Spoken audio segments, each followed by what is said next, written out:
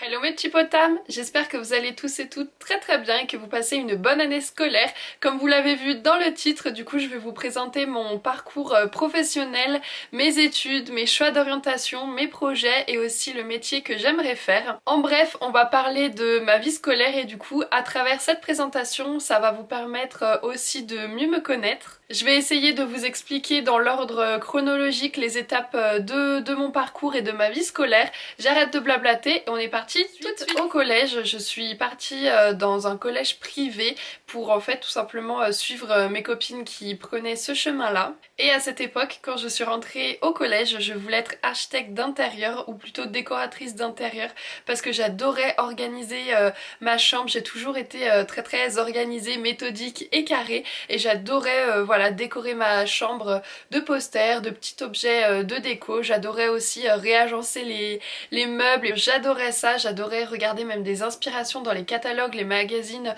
qu'on recevait à la maison. Depuis mes 5-6 ans de ce que je me rappelle, j'ai toujours été passionnée par les chevaux, par l'équitation, par le monde équestre. C'était juste une semaine d'observation et ça m'a vraiment apporté énormément. J'ai pu voir du coup l'autre côté, on va dire, l'arrière-plan du monde équestre parce que forcément j'y allais pour les cours d'équitation une fois par semaine et là du coup c'était super intéressant et enrichissant de voir le côté intérieur du monde du cheval pour vraiment voir ce que c'était de s'en occuper tous les jours, etc. Ensuite j'ai obtenu mon brevet des collèges avec la mention assez bien et j'ai voulu m'orienter en seconde professionnelle, donc dans un bac professionnel. C'était en alternance entre l'école et le stage et c'était dans le cadre encore de l'équitation dans le monde équestre puisque c'était un bac pro CGEH. Les initiales c'est pour conduite et gestion de l'entreprise hippique. Tous les apports théoriques qu'on avait par l'école, je trouvais ça vraiment super enrichissant, vraiment de voir l'alimentation, de voir les besoins fondamentaux des chevaux et vraiment travailler tout ça en profondeur. J'ai trouvé ça extrêmement intéressant et surtout pertinent pour le métier auquel j'envisageais. En revanche, dans mes stages, ça se passait pas super bien parce que entre guillemets on était traités comme des stagiaires, donc pour le dire un petit peu vulgairement en fait comme de la merde parce que du coup on nous criait dessus, on nous donnait des ordres et il n'y avait pas du tout de cadre pédagogique et serein, donc en fait j'y allais vraiment avec la boule au ventre et du coup entre guillemets j'ai pu voir le vrai visage du monde du cheval vraiment très cruel et si on n'est pas persévérant dans ce monde là c'est vraiment très compliqué de se faire une place. En faisant ces études là je voulais être donc professeur d'équitation vers les enfants et pendant vraiment très longtemps je me suis vue professeur d'équitation parce que ça réunissait forcément ma passion des chevaux mais aussi des enfants. J'avais vraiment un très grand projet dans ma tête où je voulais monter mon écurie, je m'étais déjà imaginé avec voilà mes chevaux de propriétaire, mes petits cours, etc.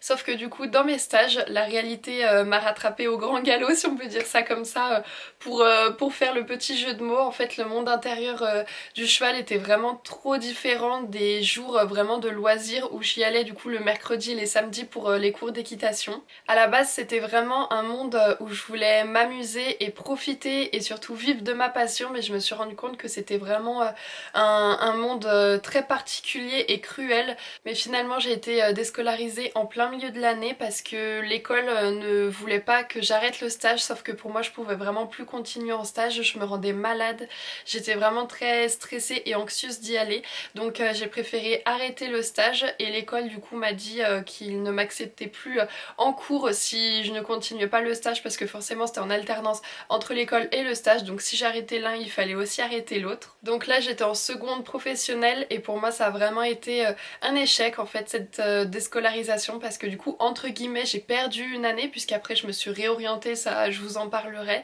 mais voilà pour moi j'ai vraiment perdu une année en me disant j'ai voulu suivre ma passion et mes rêves mais finalement ça n'a pas abouti et j'ai vraiment été très déçue en fait de ce choix d'orientation parce que j'ai toujours été une élève très sérieuse, studieuse et organisée et du coup tout me destinait à aller dans le général et j'ai voulu vraiment suivre mon cœur, mes passions, mes envies pour aller vers ce monde équestre et finalement j'ai préféré revenir en seconde générale, donc dans un lycée général et public. Comme ça m'a permis vraiment de reprendre les bases et de me questionner vraiment sur mon avenir et sur ce que je voulais faire. Et du coup je me suis réorientée du professionnel professionnelle au général. Et entre guillemets, comme je vous ai dit, j'ai perdu un an de ma scolarité puisque cette année n'avait pas abouti. Donc je me suis retrouvée avec les élèves qui avaient un an de moins que moi. Et franchement, cette année de seconde, je l'ai vraiment très appréciée parce que du coup, il n'y avait aucun diplôme, il n'y avait aucun enjeu à la fin de l'année et ça, c'était vraiment très très chouette. En première, j'ai fait le choix de me spécialiser en ES, donc économie sociale, c'est pour l'ancien bac. Et j'ai vraiment que des bons souvenirs de cette année-là.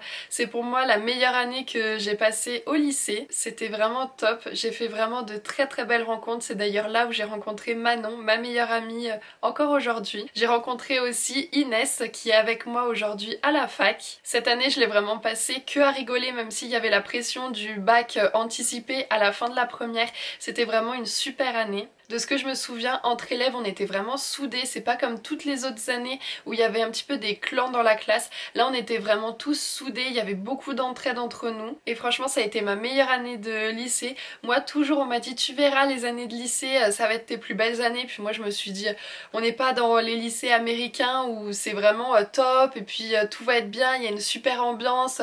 Tout le monde est soudé. Tout le monde s'entraide. Je me suis dit, c'est n'importe quoi.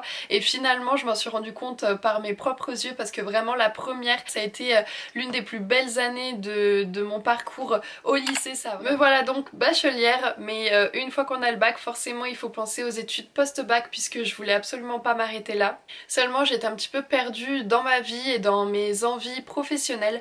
Donc j'ai fait le choix de m'orienter à l'université en L1 avec un parcours large et pluridisciplinaire. C'était une licence MIH, donc les initiales c'est mathématiques et informatique appliquées aux sciences humaines et sociales. Donc pour résumer, il y avait beaucoup d'informatique et de liens avec la sociologie. J'ai choisi cette licence parce que j'avais en tête qu'elle proposait vraiment un large choix ensuite de métiers. Mais finalement une fois que j'y étais, j'ai pas trouvé un grand intérêt. Je continuais à m'accrocher pour vraiment poursuivre et voir quelle matière ensuite pouvait m'intéresser, mais finalement j'avais vraiment un avenir assez flou et incertain dans cette licence. Vraiment je ne savais pas comment allait aboutir cette année parce que vraiment j'avais aucune idée de ce que je voulais faire plus tard. Ma L1 du coup c'était entre 2019 et 2020, forcément on le sait, il y a eu notre petit ami le Covid qui est arrivé, donc pour moi cette année ça a encore été vécu selon moi comme un échec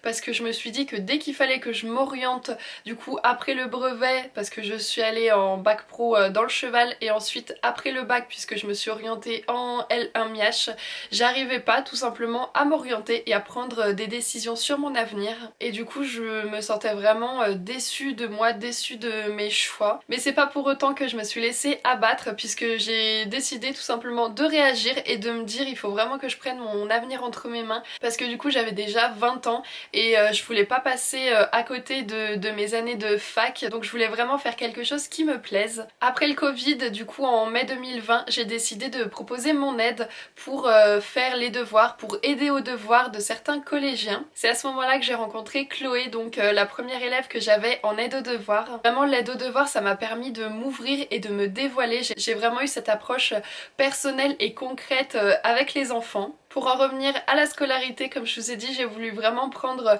mon avenir entre mes mains pour vraiment choisir pleinement et de pleine conscience ce que je voulais faire après. J'ai donc décidé de passer de L1 MIH jusqu'à L2 sciences de l'éducation et donc j'ai eu la chance de pouvoir faire une passerelle directement entre les deux licences. J'ai donc pu me réorienter d'une année à l'autre et donc ne pas revenir en L1 sciences de l'éducation. Et entre 2020 et 2021 et c'est une année que j'ai passée totalement à distance puisqu'on avait encore le petit Covid dans nos vies et franchement j'ai adoré cette année parce que j'adore en fait travailler à distance de chez moi. Donc on avait tous les cours à travers une plateforme et c'était vraiment top pour moi puisque j'ai adoré vraiment organiser mon planning selon mes cours, ceux qui étaient obligatoires, pas obligatoires. J'avais toujours Chloé comme aide aux devoirs et j'ai vraiment surkiffé cette année parce que c'était vraiment mais génial pour moi de pouvoir faire mon petit train de vie chez moi tout en ayant mes cours à côté. Je pouvais vraiment faire ma vie comme je le voulais puisque j'avais pas les déplacements pour aller à la fac. Durant cette année, forcément, j'avais beaucoup de temps libre. J'ai voulu donc faire un stage volontaire, donc c'était vraiment bénévole et volontaire, ça venait de ma part pour le faire.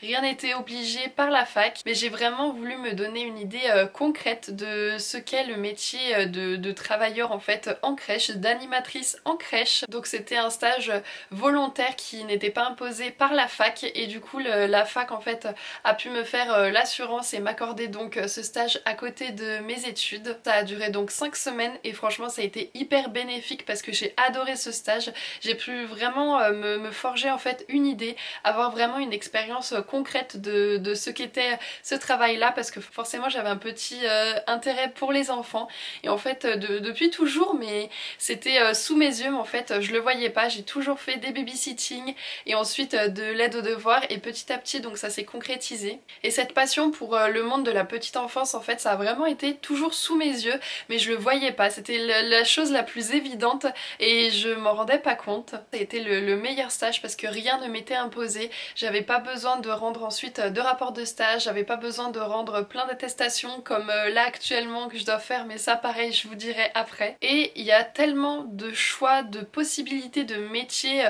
envisageables pour travailler dans le monde de la petite enfance que je voulais vraiment me faire une idée pour partir vraiment du début. Donc je voulais vraiment toucher à ce monde professionnel de la crèche. Donc c'est pour ça que j'ai fait ce stage volontaire et franchement ça a été l'une de mes meilleures décisions parce que j'ai vraiment adoré. Ça m'a vraiment enrichi personnellement et professionnellement puisque ça m'a vraiment redonné confiance en moi, mon estime a vraiment remonté et ça m'a fait vraiment le plus grand bien en plein milieu de ce parcours de licence où on est vraiment que dans du général et du théorique. Ça m'a vraiment forgé du coup une expérience, une opinion sur un métier qui me plaît, ça m'a vraiment fait du bien. Forcément dans un parcours de licence on a la L1, la L2 et la L3, donc me voilà aujourd'hui en L3 sciences de l'éducation, donc je suis dans ma dernière année de licence. Si vous me suivez sur Instagram, d'ailleurs je vous mettrai mon petit pseudo quelque part sur l'écran. Si vous me suivez, vous avez vu, j'ai réussi donc mon premier semestre puisqu'une année de licence est séparée en 2 semestres de 6 mois pour faire du coup une année complète. Au tout début de l'année j'ai aussi eu un stage du coup qui était obligatoire cette fois-ci que j'ai réalisé entre octobre et décembre donc 2021. Cette fois-ci c'était vraiment dans un cadre plus strict et précis puisqu'il fallait que dans notre stage les enfants soient en âge d'être scolarisés et donc pour ça j'y allais 2 demi-journées par semaine, les lundis matins et les vendredis après-midi. Et j'ai aussi fortement apprécié ce stage mais ça n'a pas été non plus une grande révélation comme pour le stage en crèche où là j'ai vraiment énormément apprécié. Là, professeur des écoles, du coup, c'était aussi un métier que j'envisage forcément dans ce parcours-là, mais c'était pas non plus, voilà, un très très grand coup de cœur. Mais ça a été aussi un stage vraiment très très enrichissant et pertinent du coup pour mon parcours, pour me donner aussi une idée concrète de ce que je vois en classe, les apports vraiment théoriques qu'on voit en cours. J'ai pu du coup les appliquer dans la classe pour vraiment mettre en pratique tout simplement ce que je voyais et j'ai vraiment aussi beaucoup aimé ce stage. On doit faire et en fait rendre un mémoire universitaire. Le mien du coup c'est sur l'influence des réformes scolaires sur le rythme biologique des élèves. Ça paraît un peu complexe comme ça mais c'est vraiment très très intéressant. On a à peu près une vingtaine d'heures de cours par semaine donc ça demande quand même beaucoup de travail personnel à côté puisque si vous me suivez encore sur Insta vous voyez que j'ai énormément d'oraux, d'exposés, de présentations, de dossiers et du coup aussi mon mémoire à rendre en fin d'année.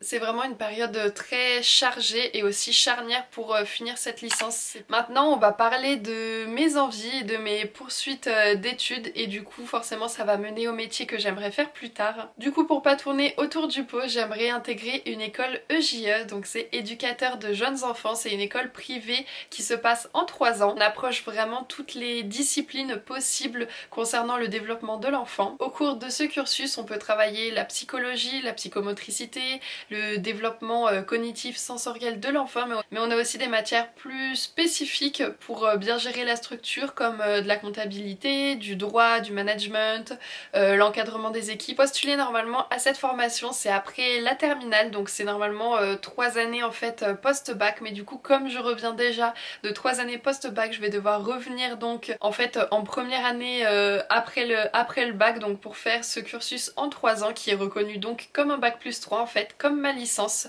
Les équivalents entre les les deux ça existe pas, mais c'est pas grave, quand on aime on compte pas. Après l'admission sur Parcoursup, on a un oral d'admission, un entretien avec des professionnels. Donc à présent je vais vous parler du métier que j'envisage. Comme vous l'avez compris, je voudrais travailler en crèche. J'aimerais donc être éducatrice de jeunes enfants dans ma propre structure que j'aimerais monter dans la Drôme provençale parce que je veux pas rester sur Lyon, mais ça c'est un autre sujet.